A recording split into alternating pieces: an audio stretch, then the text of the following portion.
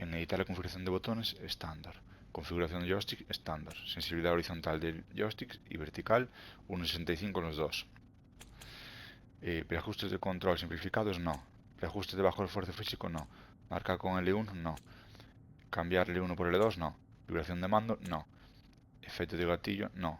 Entrada de zona muerta, así. Después, en ayuda de apuntado, multiplicador de sensibilidad, lo tengo todo en uno, como viene de estándar. Invertir vista estándar, ajustes de apuntado avanzado, lo tengo así. En ayuda de tiro al apuntar al objetivo, sí. Ayuda de tiro al apuntar con la mira, sí.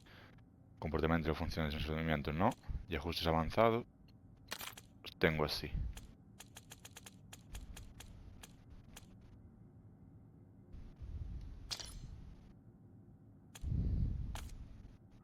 Después, en ajustes de movimiento, lo tengo así.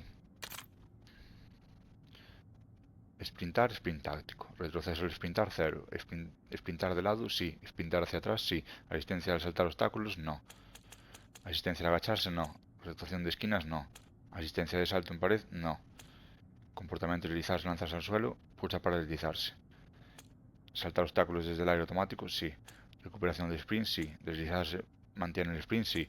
Comportamiento al paracaídas automático, no. Activación de salto de paredes, pulsar. Asistencia a la voltereta de combate siempre. Comportamiento deslizarse, voltereta de combate, pulsa para deslizarse. Cámara de rodar, tercera persona. Ajustes de movimiento avanzados, lo tengo así.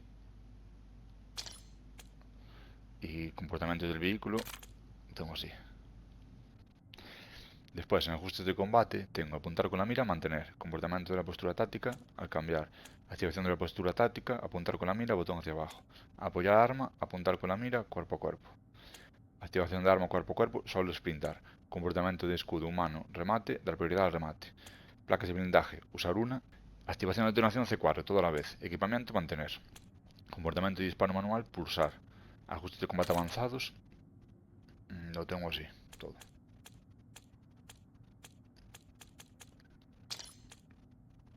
Ajustes de superposición avanzados, así.